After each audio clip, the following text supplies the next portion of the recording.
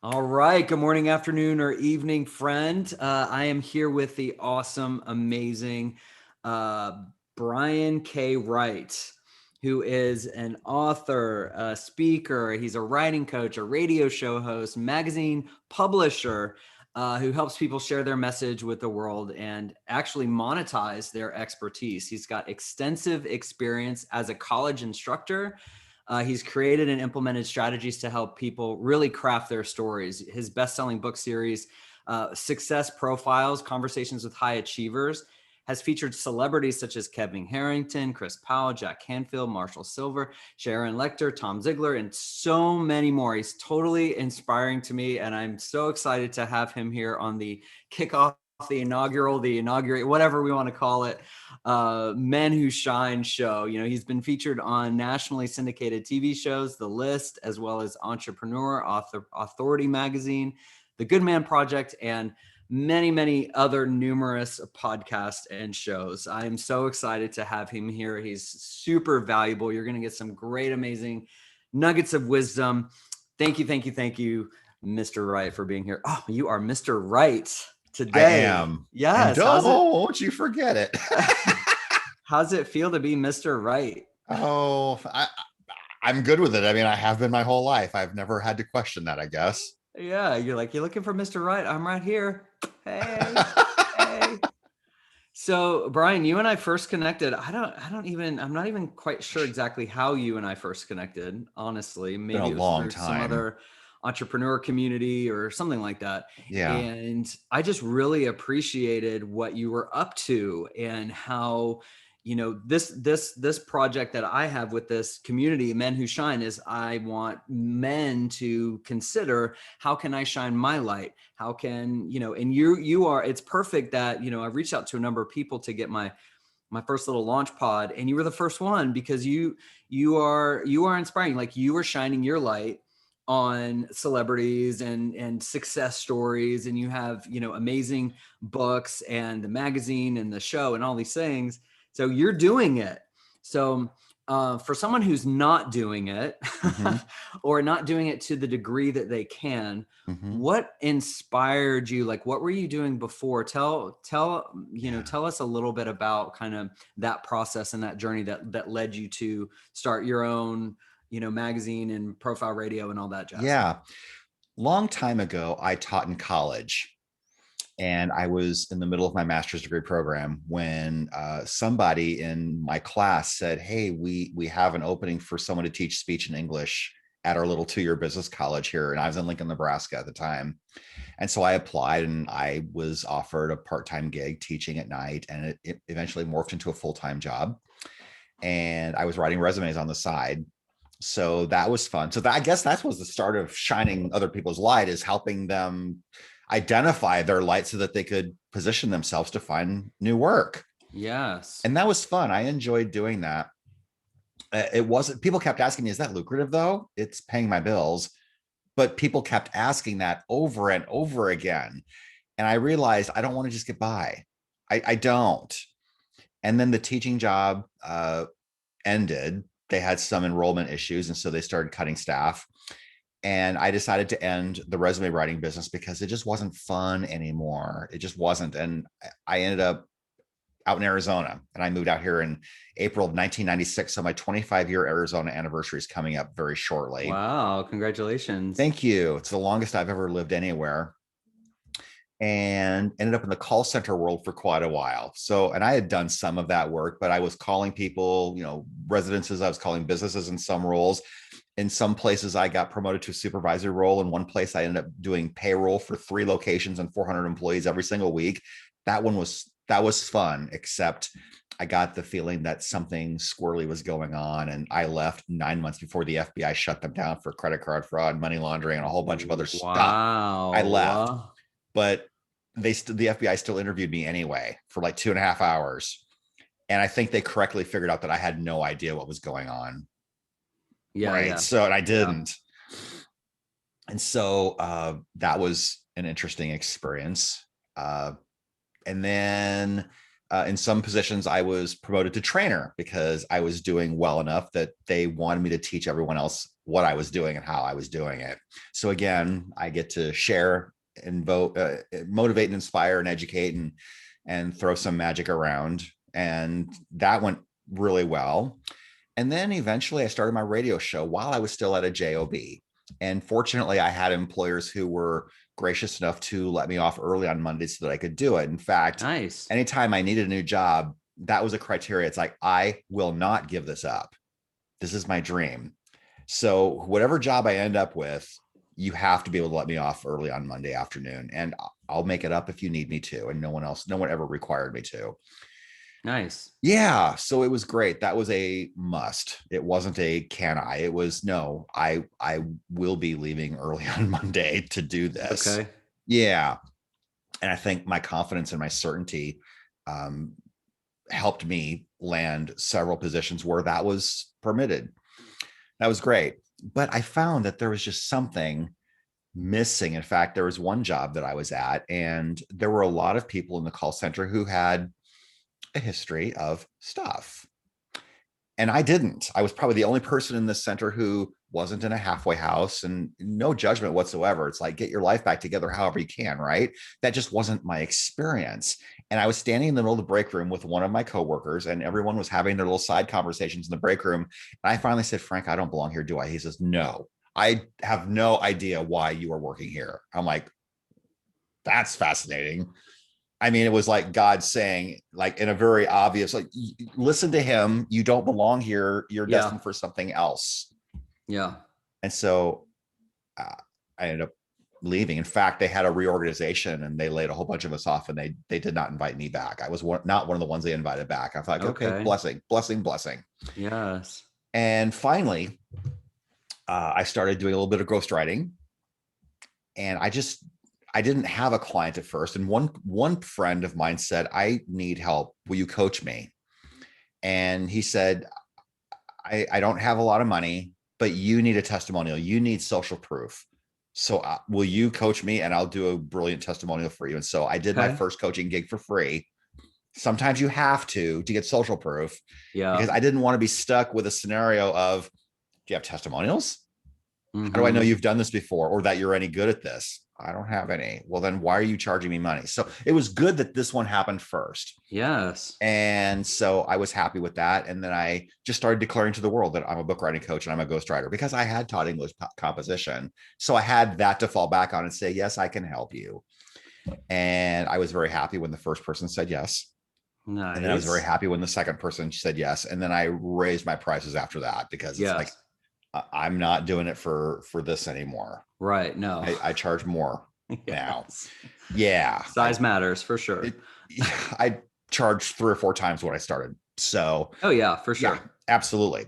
And so that was good. And finally, I ended up in a position where I was outbound calling for a real estate agent, Mm. helping him locate buyers and sellers, helping him invite people in the neighborhood to open houses. That part of it was fun, but it was brutal too, because there were some people who were just not nice. But that's Yeah. what you expect when you're calling people, right? Yeah. But it was really fun when the agents would come to the Monday meeting and say, I had 2 people in my open house who said, Brian, talk to me first. I'm like, yeah, he was so nice. Yeah. Yes. So that was fun. But the breaking point was my agent kept wanting me to work more hours. I had flexible hours. And so he didn't care when I was there, just as long as I gave him hours. But he started asking me to do more hours, because I started 40 hours. And by the time I was done, I was only working 15 or 20 hours, because I didn't want to anymore. I was Yeah. working on a book, and I was putting my show together and trying to get my business started. And he totally appreciated that I was trying to get my business started. But we finally had to part ways as friends. We're still good friends now. Okay, good. Yeah, we're on very, very good terms. In fact, I found him a seller who had 5 houses, and he sold all 5 of those houses while I was working for him. Wow, I, nice. I made him a lot of money, Yeah. and he has said that I'm the best caller he's ever had.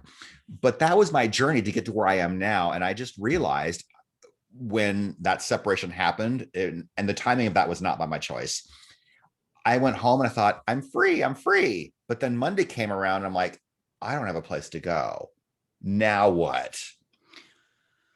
That's where the Uh-huh. shizzle hit the fan. It's like, okay, now Yeah. what? Yeah. And so it took a while. I mean, I didn't make a ton of money in 2017, but it got better. I started getting clients, started telling people this is what I do. And then I started my magazine in December 2017, and that led to some opportunities. Yes. And things have grown. And 2020 actually turned out to be my best year.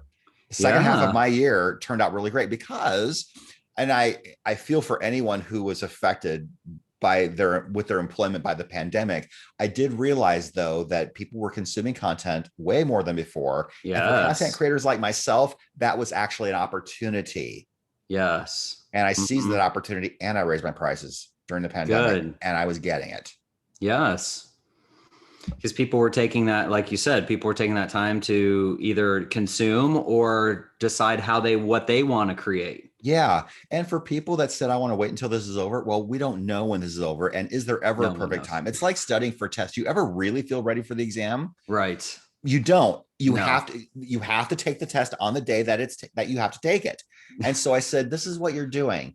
You are creating your content, you are creating your magazine, you are creating your book now so that when the world opens back up again, you will be solidly positioned to take advantage of that. So it's Yes. about planning and getting stuff in line so that you are ready when the world opens up. You don't want the world to open up and you still find yourself not ready. So let's Right. go. Right. That's awesome. So, like, how did you first start? Where did you determine where you would find your? It was like a mix, if I hear you correctly, like a mix of the show and Mhm. clients. So, Yeah. I mean, how did you either find your clients or find your guests for the show, and how did they play together? Yeah. So I found guests from my show first by accessing my network. And I wanted to interview amazing, world-class achieving kinds of people because that's what my show is, Success Profiles Radio. Yes. My very first guest was Hal Elrod. And What? I had met him at an event. This is before Miracle Morning. So I interviewed him Oh, before he blew okay. all the way up. Okay. Got it. Wow, that's Yeah. awesome. Yeah. And I've interviewed him now 3 times total. In fact, I remember he was promoting his book, Taking Life Head On, because Mm, he was involved in a drunk driving accident at 70 right. miles an hour and he Mm-hmm. managed to live through it. And so we talked about that whole experience. And I in the middle of the interview, I said, I've been hearing about this Miracle Morning thing. Tell us about that. And he said, I'm not done writing it yet. I said, well, then we'll have you back when you are. And a year and a half later, he came back on the show and we talked all about Miracle Morning. That's great. Yeah. I didn't mean to catch him by surprise, but he's like, well, then we'll have you back when you are done. And I did. And I reminded him of that. He's like, I remember that actually. I That's had to tell you I awesome. wasn't done writing it yet. I'm like, okay, here we Yeah. are. So, and then I had somebody who was a friend and we don't talk anymore for reasons, but he was referring people to me and I was glad to have the guests. And then I just started asking people who I had on my show that I wanted to continue staying connected to. Who else do you Mm-hmm. know? Yes. In fact, when I had Greg Reed on my show for the very first time, he asked me, do you have a wish list of people you want on your show? I said, it's in Ooh, my head. He said, write it down and send it to me. yes. So I I got did. mine. It's a spreadsheet. Yeah. And so I sent it to him and he has sent some of those people and people who are amazing that I had not heard of yet. So he's Yes. referred some guests. And then about a year and a half into it, a PR agency reached out to me and said, I represent Bob Berg. Would you like to interview him? Yes, he was on my wish list. That's so great. So I interviewed him twice. And so PR firms started reaching out to me. And now I have the freedom to say yes or not. Yes, it's so nice. It's nice to be in a position where I don't have to say yes. Right? I can Yeah. operate out of want instead of need. Mm-hmm. And now, I mean, I've been doing this for 9 years now. My 9-year anniversary show was almost 3 weeks ago. Now, if I really want to, I can go back through the list of people who have been on my show who I haven't had on my show in a while Mm-hmm. and reach out to them and say, so are you working on anything new? I'd love to have you Yeah. back. Follow up. Yeah. Where are they now? Where are they now? And so it's interesting, though, too. You also asked where my clients come from. Some of my guests are clients of mine, and Mm-hmm. that's a good idea. In fact, I hadn't always thought of that, Mm-hmm. making that because that's a really great lead list if you think about it. But a lot of my clients come from organic Facebook conversations. Mm-hmm. And it's not that I'm looking to sell, but I ask, what's your business like? How are you getting yourself out there? And when someone asks me what I do, then okay, you've just opened the door for me, so I will walk through it. Yeah. Mm-hmm. I love that, the nature of just this organic Mm-hmm. things happen organically, and it's not Mm-hmm. this big push kind of Right. thing. For instance, one of my good friends, he actually, we were talking about, he's in real estate and all these other things. And he's like, oh, I just need to write a book. He's like, why don't you write a book for me? I don't have the time. I was like, I don't have the time. I was like, actually, I'm talking to a ghostwriter on in a couple days, Mm-hmm. and so that's an introduction that I would love to make for Yeah. you, because that's right up your alley, Yeah. and my thing, my pattern has been like, oh, I could do that, sign me up. And it's like, Yeah. no, like there is expansion and power in saying no Yeah. to things And you have to instead. operate in your zone of genius. Yes. I mean, if someone asks me to do something that I think other people are much better at, or I don't have skills, it's like, I appreciate that you thought of me. I think you'd be much better off working with this person because that's what they do. Right, exactly. When people talk about marketing the book, it's like, so do you market the book for me? Well, no, I'm your writer. I'll Yes. help you get it together. I have people that I can Right. source this out to, and they are separate from me. They will charge their own, so talk to them. But if Right. appropriate, if you would like a referral to this person or this person, I will gladly make that introduction for you. And I have referred clients to other people, and they've been very happy too. Yeah. So I'm curious, with all these guys that you've interviewed, I mean, like the Howrod and the Sharks and, Mm-hmm. all these people, either who or what lesson stands out for you? Like what's the common thing that you have found with Yeah. everyone with the success profile, Yeah. the common ground Yeah. of I success? I think one of the biggest lessons and takeaways that I get, and they don't necessarily just come right out and say it, Right. but the great lesson, the great takeaway is that they have an unshakable belief in who they are and what they're about. Mm, And that's where it starts. Really, it has to start there. And I think I talk to a lot of people, for example, when they want to write their book, they have an idea, but they're not really sure. And mm, sometimes people talk to me, it's like, I don't know if I have a book in me. Well, let's discuss that if you really want to, because I do mm-hmm. believe everyone has at least one book inside them. Oh It's yeah, just for a sure. matter of figuring out what that's going to be. Mm-hmm. But having an unshakable belief in who you are and what you're about has to be the starting place. Having a burning desire, like Napoleon Hill talks about in Think and Grow Rich, Mm-hmm. that's critical. In Mm-hmm. fact, I had a Facebook Live pop up in my memories yesterday. And my caption to that video was like a minute and a half long, was what sets super successful people apart from everyone else. And I watched it. I was like, I wonder what I said. And the thing that I Right. said 3 years ago or whatever it was, successful people take action very quickly. Mm. Yes. I tend to want to think about something for a while. I am not the impulse shopper at the store. I'm not. I'm just usually Right. not. Yes. If it's something that I really want, I will make myself go back to that store a second or third time. And if I still really want it, then I'll buy it. But if it's not there, then it wasn't meant to be.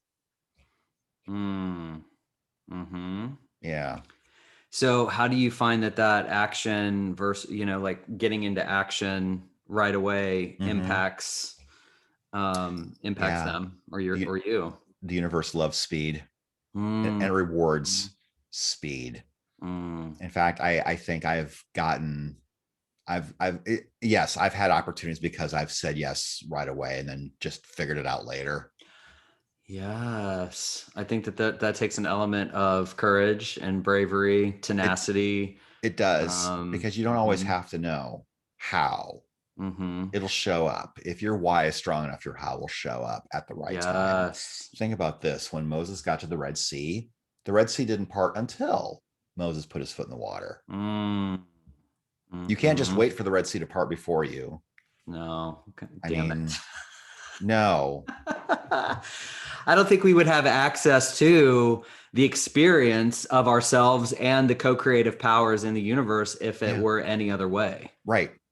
Do you know what I mean? Like Right. we get that by taking the step, and we're like, and then we get to relate to ourselves and reality in our life in a completely different way. Yeah. Yeah. It's So good those are some of times. the some of the so those are some of the big takeaways. Yeah. Yeah. Who would you say has been your like comes to the top of your mind of like, oh my gosh, that was like the best interview of my life, or I can't believe I got them, or like, wow, Yeah. I've just just kind of like had that wow factor either in the Yeah. interview or for you Yeah. personally. Darren Hardy was amazing. Yeah. And what was so amazing about it is it was hard to get. He Mm. was promoting his book, The Entrepreneur Roller Coaster, several years ago. Mm-hmm. And I had the interview booked and I watched somebody interview him and they didn't ask him about the book, which I thought was a little odd. But I emailed his assistant like 5 days before, and I said, I'm looking forward to interviewing Darren on Monday. And she wrote back and said, thank you so much. However, I have to tell you that we are canceling all of his future interviews and revetting everyone because some people are not asking him about his book, and that's why he's doing this. Duh. Y'all are ruining the curve. And I said to myself, I'm not losing this. And so Yeah. when I wrote back, I said, hi, so and so. I really appreciate how frustrating that must be for Darren. I will Mm-hmm. tell you, I am almost done reading his book. I am almost done preparing for the interview. Would it help if I sent the questions in advance so that you know that this is going to be the focus of the interview? And she wrote back and said, I would love that. So I sent her the questions and I said, there are about 25 questions here. I will not get to all of them in 1 hour, but the list of questions I ask will be from this list. And if I deviate from this list, it'll only because Darren said something really interesting that I want to tail off of. And that was Right. good enough. And we had a brilliant interview. And he was one of the featured interviews in this book, Success Profiles Conversations with High Achievers. That's awesome. And Yeah. he was chapter one. Yeah, I'm so inspired by you just in your tenacity and your resilience and all the things. What is one thing that you would say, to give someone the little nugget if they're sitting in the call center, if they're feeling like they're not a part, this conversation isn't necessarily masculine or feminine. Right. However, um, our audience is men, and this is geared towards men. I Yeah. think a lot of men have that struggle or that feeling or that tension of Mm-hmm. wanting to provide. Yeah. At the same time, we have this. I have a passion. I have an Yeah. expression. I have Yeah. something to say, Right. and we get stuck in these roles of paying the bills, paying the bills, paying the bills, Yeah. where we feel like we don't belong. Yeah. And I think it's important for all of us to get to a space where we can feel like we belong no matter what we're Yeah. doing. Right. So what is one thing that you would say to that person in the call center who doesn't Yeah. feel like they belong? Yeah.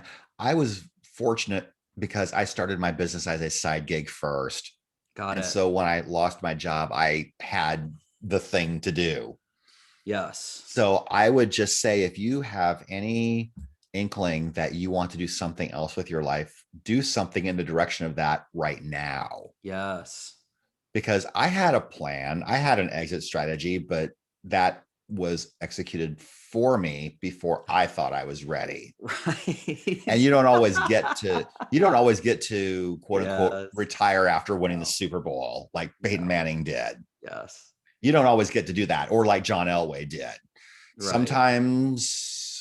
Sometimes a gruesome injury is what ends your career. And this is just all a big metaphor, of course. Yeah. Yeah. Yeah. Sometimes you have to pivot before you think you're ready. And so take some control and figure out what that is and move in the direction of that. Maybe it's learning something. Maybe it's getting a general contractor's license. Maybe it's getting another degree. Maybe it's starting something like an Amazon-based business. Mm-hmm. Maybe Maybe it's it's meeting maybe it's with just you to get their book written. maybe that's it What? too, getting your book written.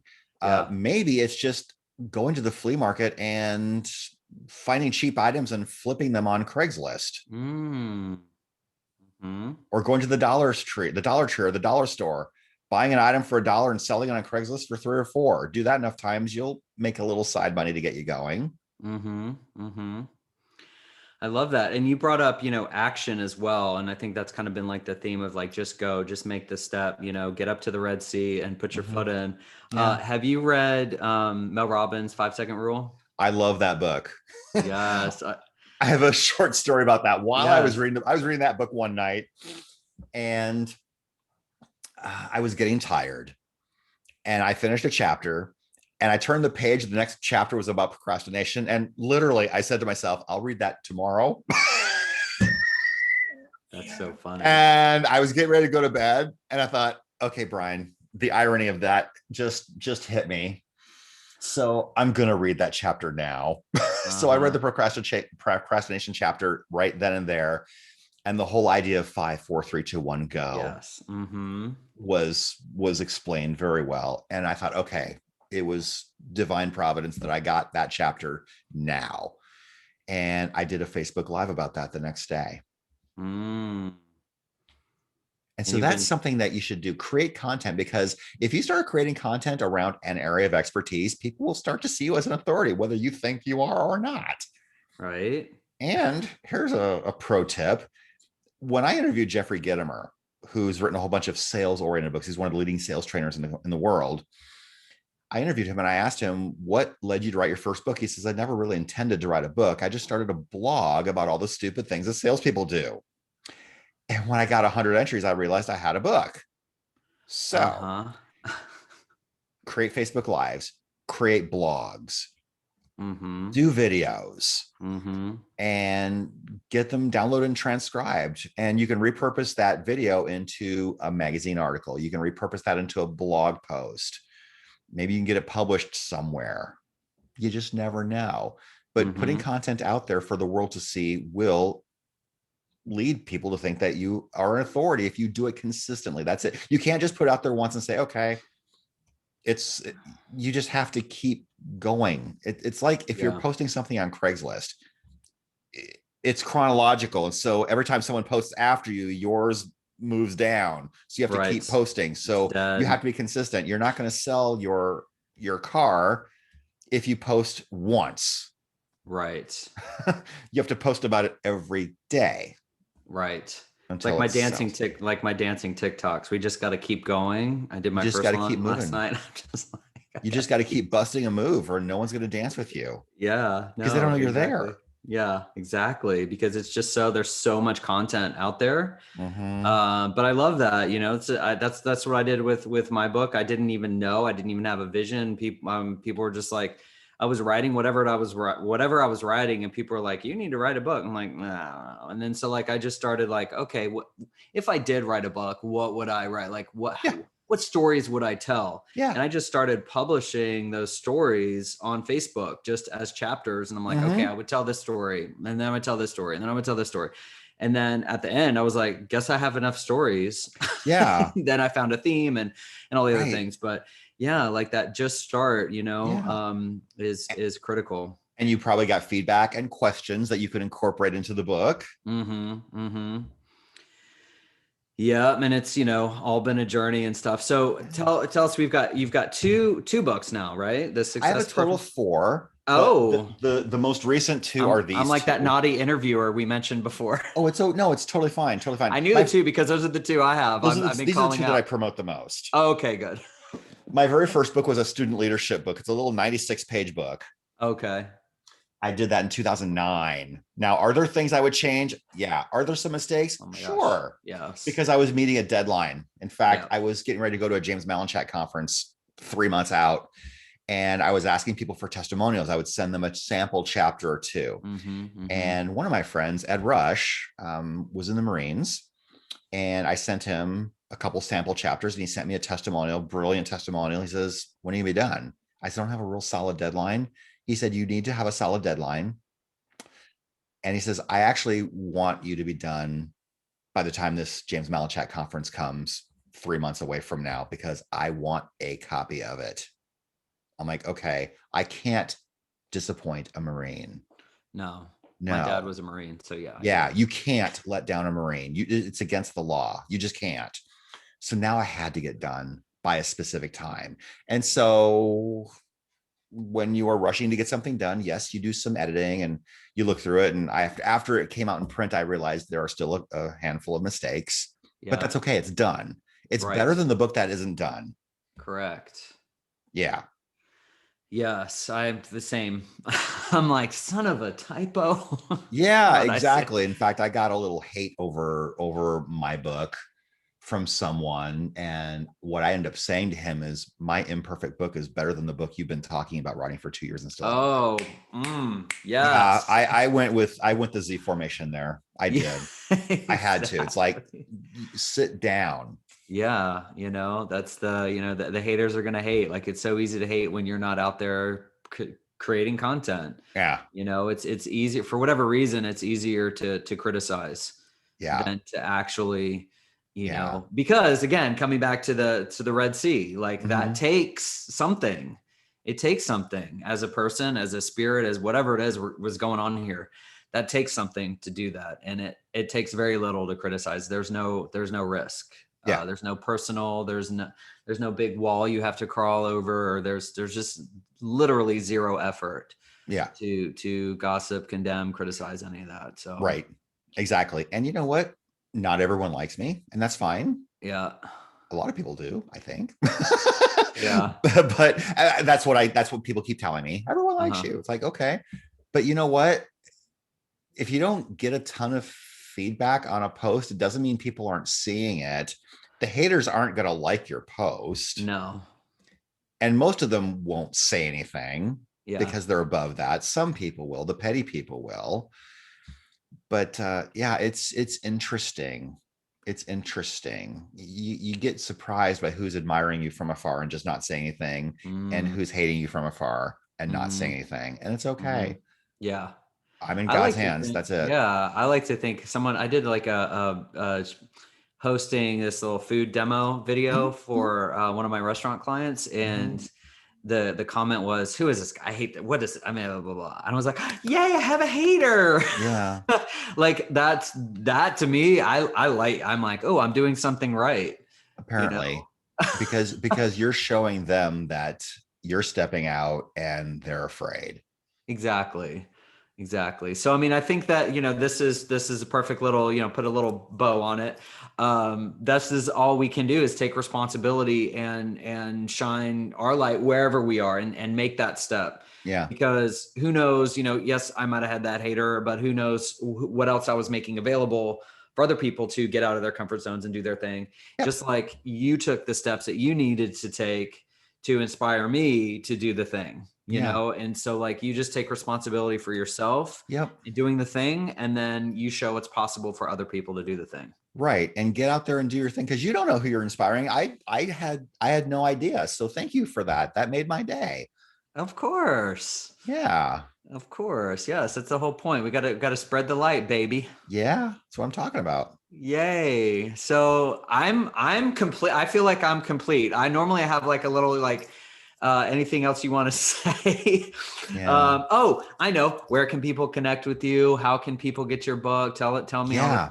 So my website is briankWright.com, Mm-hmm. BRIAN. So it's briankWright.com. And both of my books are on Amazon. So look for briankWright.com and you'll see these two books. One's a blue cover, Yes. one's a purple cover. Uh-huh. Success Profiles, Conversations with High Achievers, Volume 1, Volume 2. Yes. And my magazine is successprofilesmagazine.com. That's awesome. Yeah, really, really great content. Yeah, Yeah, you've written for my Kevin. magazine before. Yeah, I had a little piece, Daddy got a little piece. Where you been? Right again. I know I've been, reorg. This has been a reorg. Okay. 2020 has been a reorg, and I'm Yep. super excited because, like you said, like the world has shifted, and Mhm. a lot of people in my space, 2020 was their best year ever. Yeah. And so, it's like that's what's possible when you get into the mindset of, okay, this is what the world looks like. Now, what am I going to create? Now, what am I going to get to do? Who am I going to get to talk to? What, opportunity, Mhm. looking for the opportunity, being open for the opportunity, and then, creating it. Yeah. So, yay. Thank you so much. I had You're such a welcome. great conversation. I got some Yeah. really, really great nuggets, Oh, and good. hopefully any people listening will get into action. Just do one thing. I Yeah. can connect you, and then I can connect you to my guy who wants to write a book, because I'm wholly Yeah. insufficient for the task as compared to you. So Yeah. I'm looking forward to connecting you as well. So That's thank awesome. you. Hang tight for a second, but Sure. I'm gonna say bye. Bye, Brian. Bye.